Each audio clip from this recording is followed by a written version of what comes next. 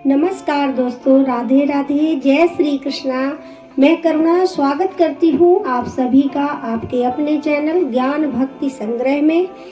आज मैं आप सभी के लिए रविवार व्रत करने की विधि एवं व्रत की कथा लेकर आई हूँ। अगर आपको वीडियो पसंद आए तो लाइक करें, चैनल को सब्सक्राइब करें और अपने दोस्तों के साथ शेयर करना ना भूलें। आइए शुरू करते हैं। सबसे पहले रविवार व्रत करने की विधि जान लेते हैं।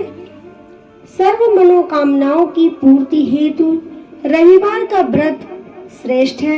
इस व्रत की विधि इस प्रकार है। प्रातःकाल स्नान आदि से निवृत्त हो, स्वच्छ वस्त्र धारण करें, शांत चित्त होकर परमात्मा का स्मरण करें।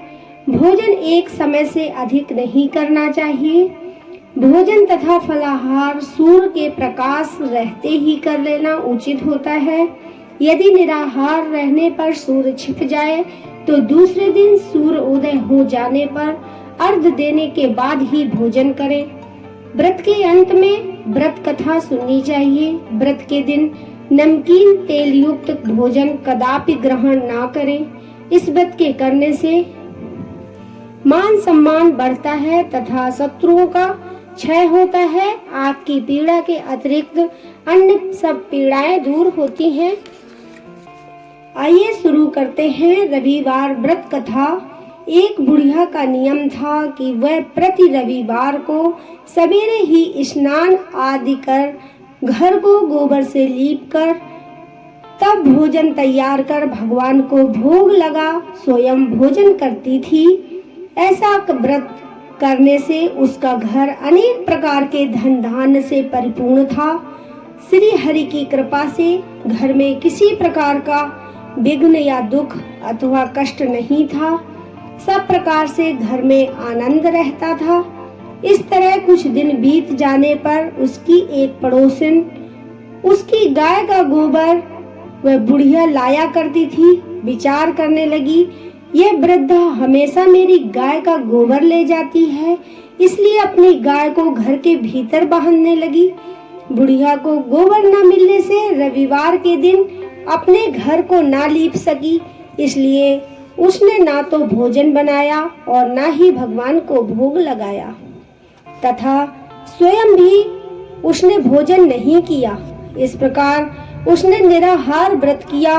रात्रि हो गई, वह भूखी सो गई। रात्रि में भगवान ने उसे स्वप्न में दिया और भोजन न बनाने तथा भोग न लगाने का कारण पूछा। वृद्धा ने गोबर न मिलने का कारण सुनाया। तब भगवान ने कहा कि माता, हम तुमको ऐसी गाय देते हैं जिससे सभी इच्छाएं पूर्ण होती हैं, क्योंकि तुम हमेशा रविवार को गाय के गोबर से लीपकर भोजन बनाकर मेरा भोग लगाकर खुद भोजन करती हो। इससे मैं खुश होकर तुमको ये वरदान देता हूँ।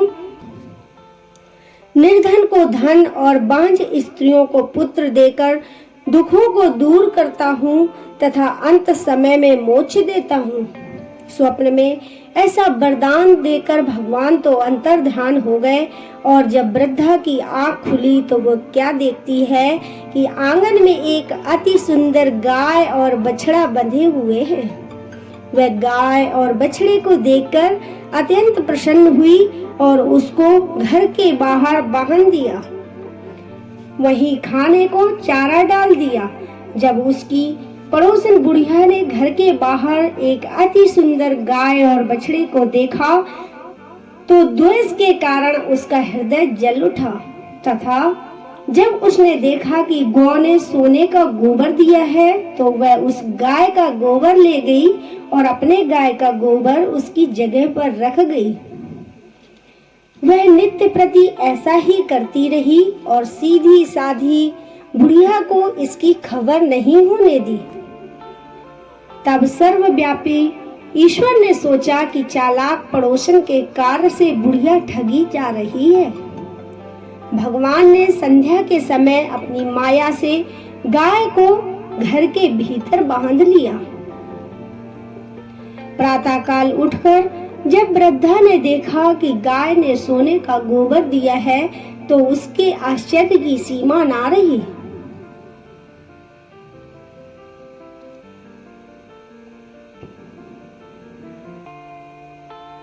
और वह प्रतिदिन गाय को घर के भीतर बांधने लगी। उधर पड़ोसन ने देखा कि बुढ़िया गऊ को घर के भीतर बांधने लगी है और उसका सोने का गोबर उठाने का दाव नहीं चलता, तो वह ईर्ष्या से जल उठी और कुछ उपाय ना देख पड़ोसन ने उस देश के राजा की सभा में जाकर कहा, महाराज, मेरे पड़ोस में एक वृद्धा के पास ऐसी गऊ है जो आप जैसे राजाओं के ही योग्य है। वह नित्य सोने का गोबर देती है। आप उस सोने से प्रजा का पालन करिए। वह वृद्धा इतने सोने का क्या करेगी? राजा ने ये बात सुन अपने दूतों को उस वृद्धा के घर से गौ लाने की आज्ञा दी। वृद्धा प्रातः ईश्वर का भोग लगाकर भोजन ग्रहण करने ही जा रही थी कि राजा के कर्मचारी गौ खोल कर ले गए। वृद्धा काफी रोई चिल्लाई, किंतु कर्मचारियों के समक्ष कोई क्या कहता। उस दिन वृद्धा गौ के वियोग में भोजन ना खा सकी और रात भर रो रो कर ईश्वर से गौ को पुनः पाने के लिए प्रार्थना करती रही। उधर राजा गौ देख बहुत प्रसन्न हुआ, लेकिन सुबह जैसे ही वह उठा, सारा महल गोबर से भरा दिखाई देने लगा। राजा यह देखकर घबरा गया। भगवान ने रात्रि में राजा को स्वप्न में कहा कि राजा, गाय वृद्धा को लौटाने में ही तेरा भला है। उसके रविवार के व्रत से प्रसन्न होकर मैंने उसे गाय दी थी। प्रातः होते ही राजा ने वृद्धा को बुलाकर बहुत से धन के साथ सम्मान सहित गौ बछड़ा लौटा दिया। उसकी पड़ोसन दुष्ट बुढ़िया को बुलाकर उचित दंड दिया। इतना करने के बाद राजा के महल से गंदगी दूर हो गई। उसी दिन से राजा ने नगरवासियों को आदेश दिया कि राज्य की तथा अपनी समस्त मनोकामनाओं की पूर्ति के लिए रविवार का व्रत करो। व्रत करने से नगर के लोग सुखी जीवन व्यतीत करने लगे। कोई भी बीमारी तथा प्राकृतिक का प्रकोप उस नगर पर नहीं होता था। सारी प्रजा सुख से रहने लगी।